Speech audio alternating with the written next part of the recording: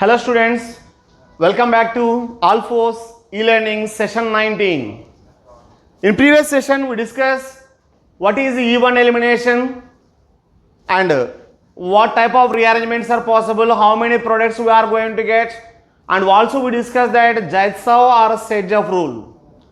Now in this session we are going to discuss how can we predict whether SN1 product or E1 product we are going to get as measure, and how these two E1 and SN1 products are competed with each other. Let us see. I am going to consider one simple example. Ethyl bromide. Ethyl bromide is a primary alkyl halide. Primary alkyl halide is not going to participate in formation of carbocation. That's why primary alkyl halide generally we can say do not participate in either SN1 or E1. And if we are going to replace one more methyl group, this is secondary.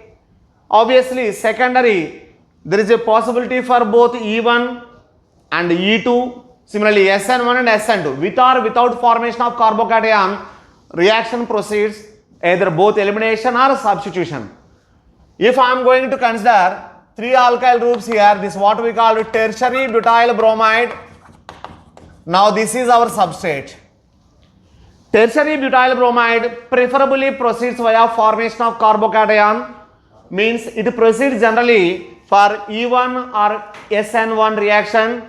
In that first step one is formation of carbocation, and after formation of carbocation intermediate we are having two possibilities.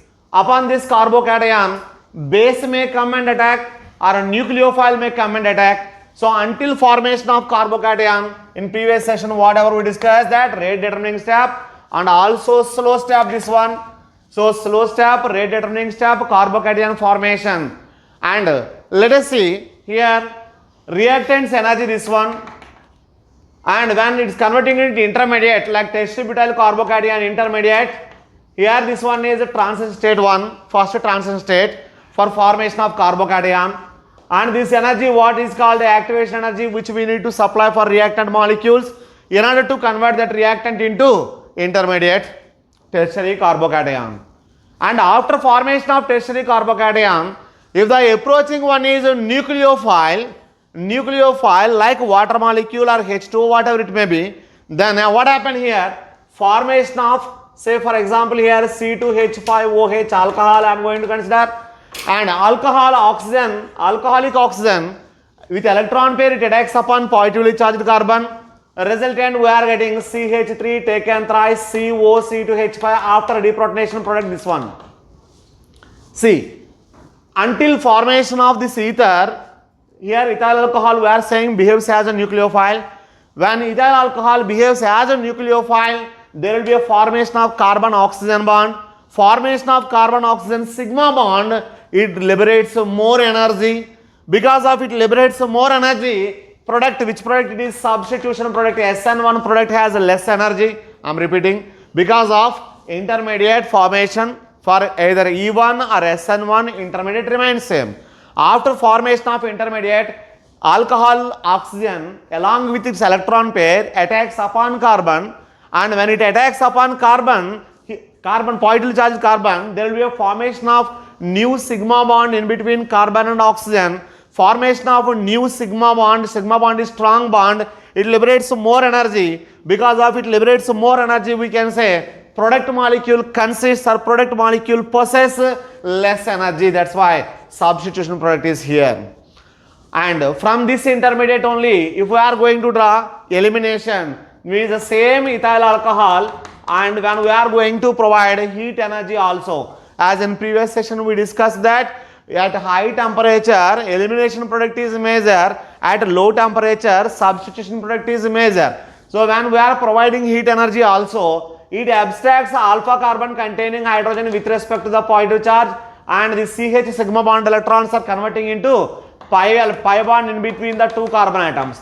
That means in elimination, newly formed bond is pi bond, whereas in substitution, newly formed bond is sigma bond in between carbon and oxygen. Here in elimination product, E1 product, newly formed bond is pi bond in between two carbon atoms. Since pi bond is formed in between two carbon atoms, which is a weak bond compared to sigma bond, here in case of elimination, the amount of energy liberated due to formation of pi bond is very less. That means whenever it liberates less energy to us, it indicates that intermediate, when converting into product, it has more energy with itself. So whenever it possessing more energy, then what do you say? Compared to substitution product, elimination product has more energy. So when elimination product has more energy, means compared to reactants, elimination product has more energy, because reactants are nothing but carbon-carbon single bond one, whereas products has carbon-carbon double bond one. Compared to reactants energy, products energy, elimination products energy is more. So for this case, delta H is nothing but products enthalpy minus reactants enthalpy, positive. Whereas for substitution, reactants enthalpy compared to products enthalpy, so difference of these two is a negative. That means delta H is negative for substitution, delta H is negative for substitution, and delta H is positive for elimination. This is very clear. So in general, what we are expecting, because of delta H negative, exothermic reaction, so exothermic product is more, and because of elimination, that is endothermic, so endothermic product is less. In general, we are thinking. So of course, because of elimination is endothermic, it requires energy, and substitution exothermic, and with increasing temperature, obviously substitution decreases. But in one aspect we can explain like this, but for this appropriate explanation, we need to go for Gibbs-Helmholtz equation. According to this Gibbs-Helmholtz equation, delta Z is equal to delta H minus T delta S. Here for substitution, you mentioned that delta H is negative. For elimination, delta H is positive. You keep that in your mind. And ultimately, this reaction means substitution or elimination, which one is more spontaneous? In order to become more spontaneous, delta Z must be negative. If delta Z is negative, that reaction is more spontaneous. Delta Z is positive, that reaction obviously less spontaneous. I am repeating, delta Z negative, more spontaneous. Delta Z positive, less spontaneous. Clear? Now, for elimination, delta H is positive. So in order to become delta Z negative, T delta S value must be more. Means if this value is high negative, then delta Z will be negative. In order to become this value high negative, what happens we will see.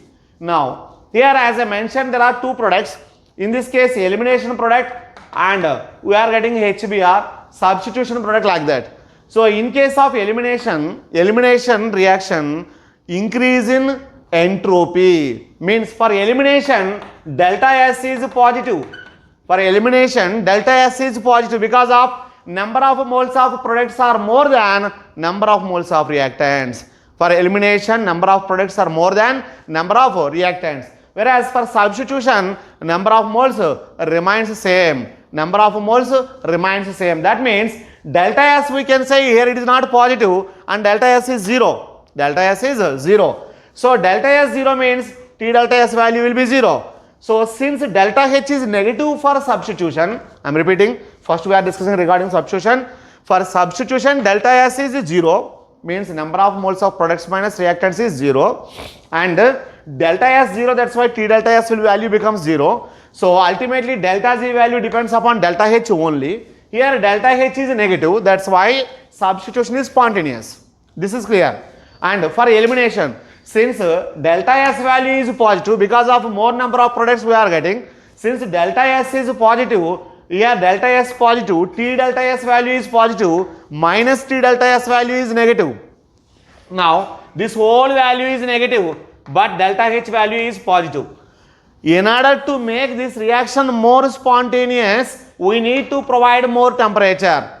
That's why At high temperature, elimination product is major. That high temperature, elimination product is major. Or at high temperature, elimination reaction more spontaneous. Whereas at low temperature, since T delta S value is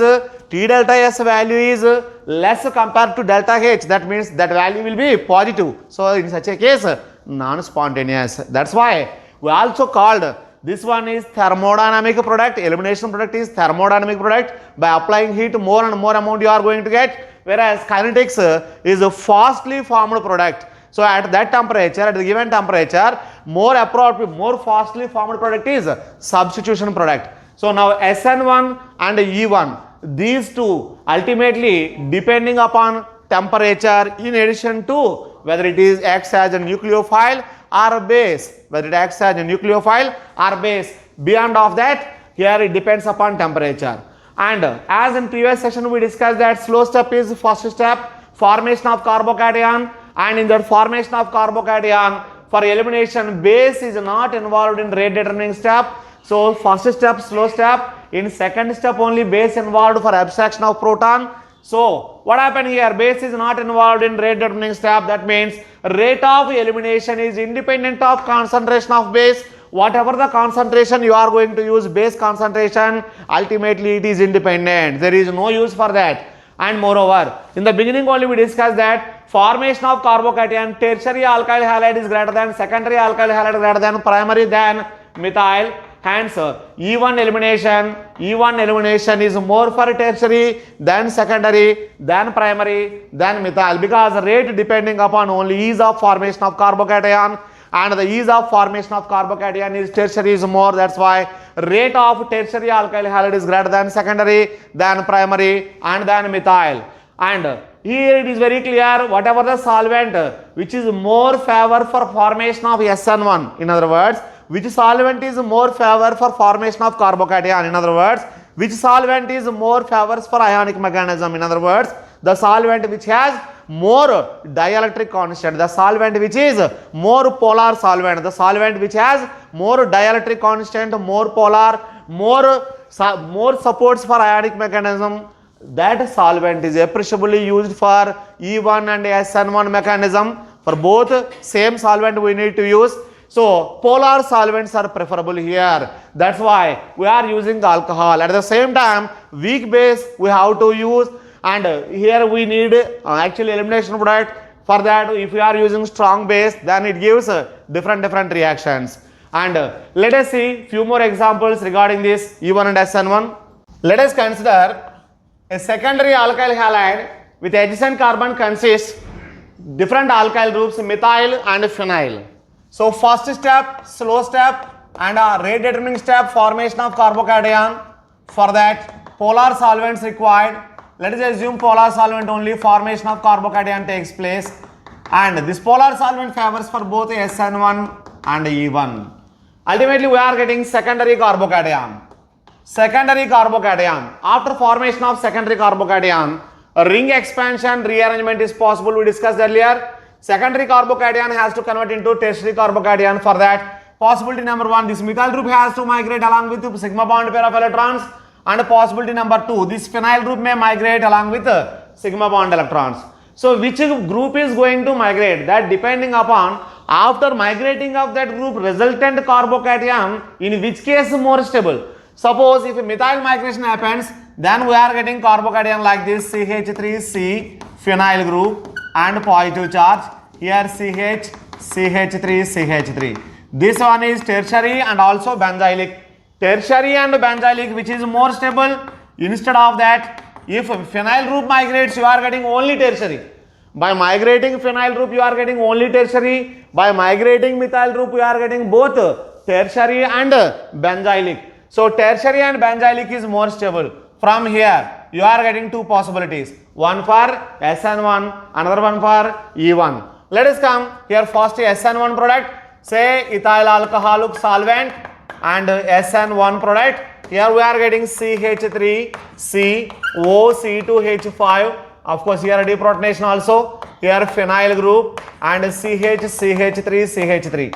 So this product is a major product for SN1, and For elimination here, with respect to this positive charge, this carbon alpha carbon, this carbon alpha carbon, and this carbon alpha carbon, there are three possibilities. Here, with respect to this carbon, means this carbon containing hydrogen if abstracted by solvent molecule, then we are getting CH2, here hydrogen abstracted.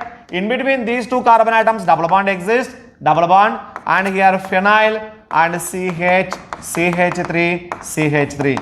This is one product. Here this is one product. Here the newly formed double bond is in conjugation with respect to ring, conjugation with respect to ring in addition to this. Here with respect to this positive charge, of course here alpha carbon is there. This carbon do not possess any hydrogen, all 4 bonds completed here. And this carbon is again alpha carbon. This carbon, alpha carbon consisting hydrogen, means this one may comes out as H plus, or we can say base abstracts this H plus. Resultant we are getting CH3C, here phenyl ring, and CH3CH3. Now it is very clear, for elimination there are two possibilities. In first one, this one is disubstituted and also newly formed double bond is in conjugation with phenyl ring.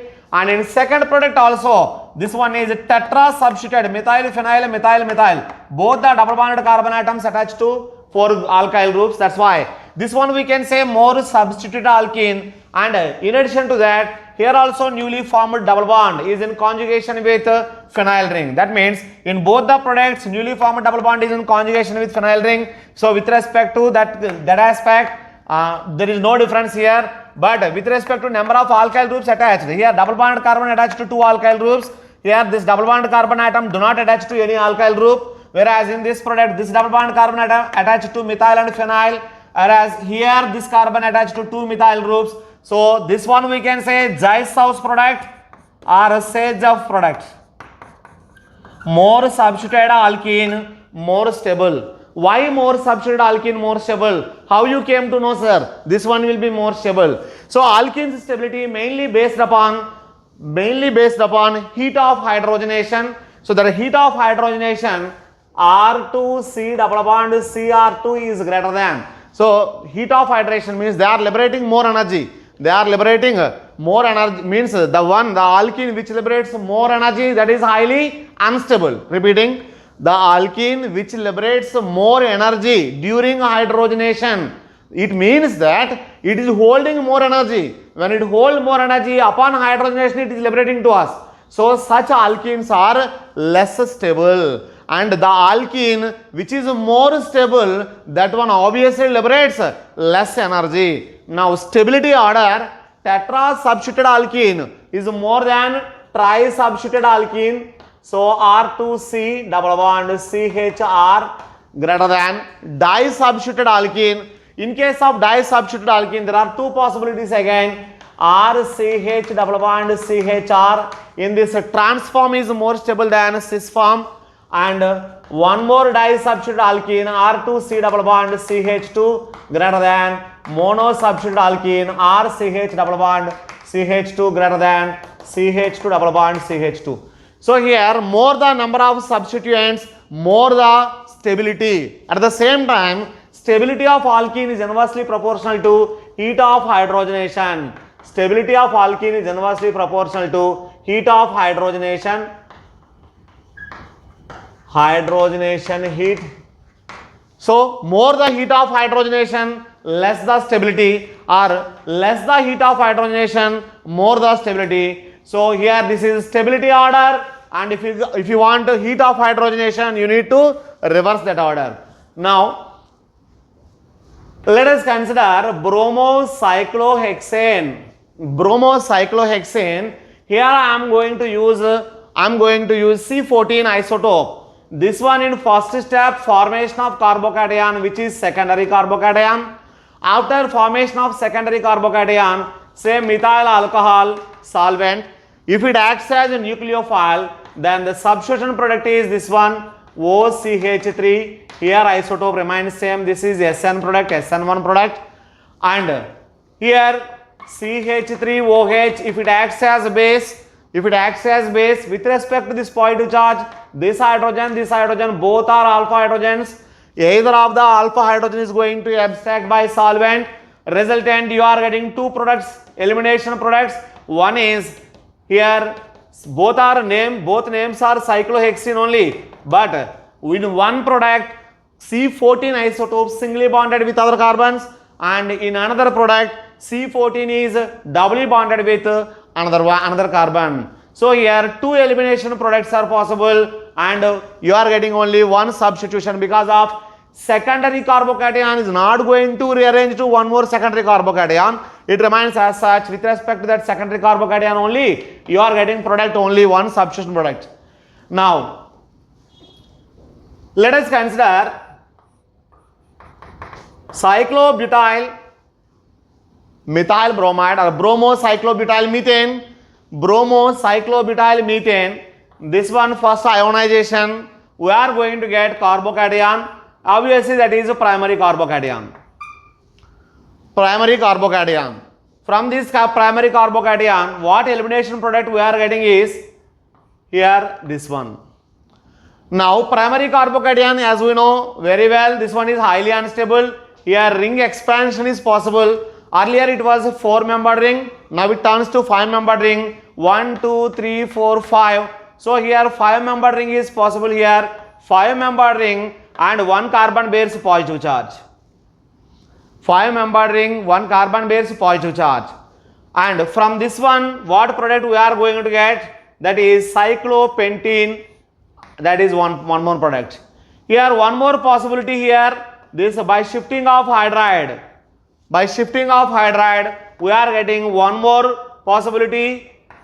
That is tertiary carbocation, and from this tertiary carbocation you are getting two elimination products.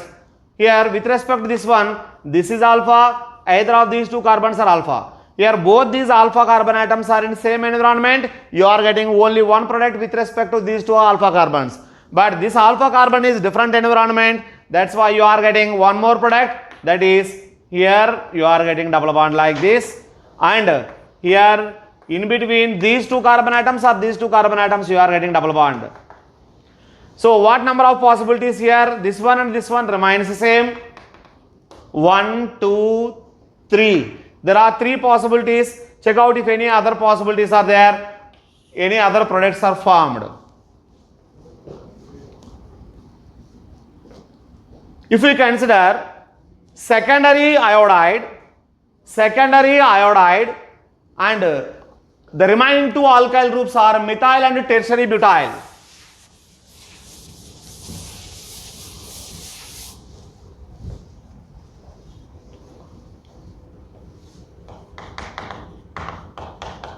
One is a tertiary butyl group, another one is a methyl group. For this, even though we are using AgNO3 aqueous, here concept of AgNO3 in previous session we discussed that it peaks at I minus and it has more ability to produce carbocation because of AgI precipitate out. Then we are getting here CH plus CH3, which is secondary carbocation, and here AgI separate out, precipitate out. So formation of secondary carbocation, and this secondary carbocation rearranges to tertiary carbocation by methyl shift. Here only all these 3 groups are same, any group can be shift here. We are getting tertiary carbocation. From this tertiary carbocation, only elimination products here, how many you are getting? With respect to this positive charge, this is alpha, and also this is alpha. Here these 2 alpha carbon containing hydrogens again in same environment, you are getting same product by abstracting proton from either of these 2 carbon atoms. Resultant you are getting CH2 double bond C, CH3. Here CH, CH3 and CH3.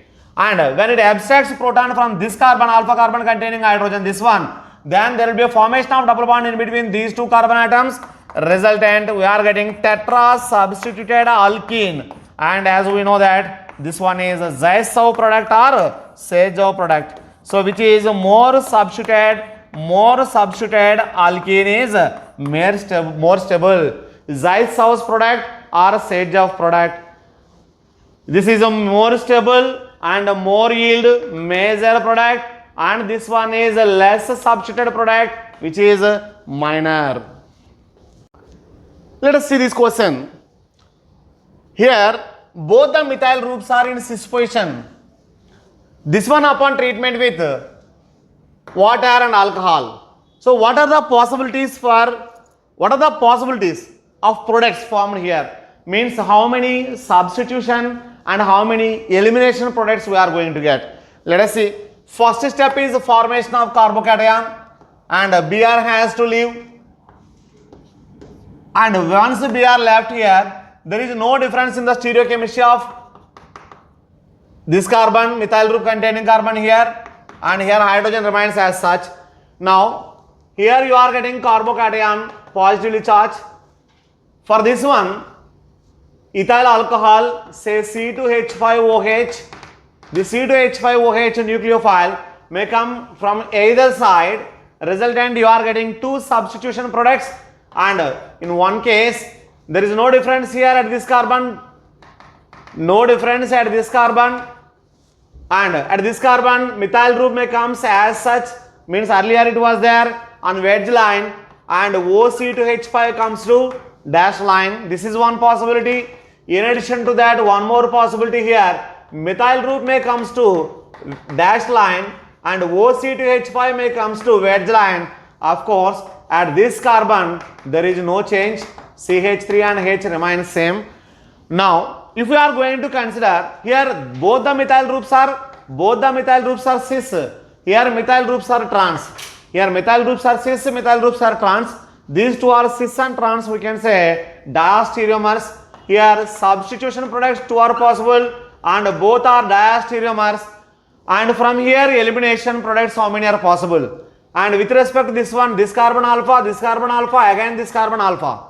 So, with respect to this positively charged carbon carbocation, either of these two carbon atoms are giving same product, and with respect to this alpha carbon containing hydrogen, we are going to get one more product. So, one is a Sage-Joff product, another one is a less substituted product. Let us see the two products. Here double bond and CH3 here, and one more possibility. Here methyl groups as such and hydrogen, here CH2. Now, this one is a less substituted alkene because of this double bonded carbon is attached to two alkyl groups. This double bond carbon is not attached to any alkyl group. So, this one is a less substituted alkene. So, less substituted alkene is a minor product. In elimination, this product is minor product, and in elimination, this product is major product because of tri-substituted alkene. This is major. So, when you are providing heat energy as per thermodynamic concept, if you are providing more and more heat energy, elimination more takes place. In elimination, this product will be major. If you are providing less energy, means less temperature, then substitution is more predominant. So, in such a case, we are getting both are equimolar diastereomers. So, if there is no chiral center upon this one, obviously you are getting a racemic mixture. But here, suppose this one is a D and this one is also D, or RR. Let us assume that D and D. Now, here this D remains as such D only, but at this carbon because of methyl group orientation change, that's why it comes to L. So, we are getting DD and DL, these two are non-superimposable, not mirror images, that's why enantiomers. This one is regarding E1 elimination, how E1 and SN1 products are going to compare.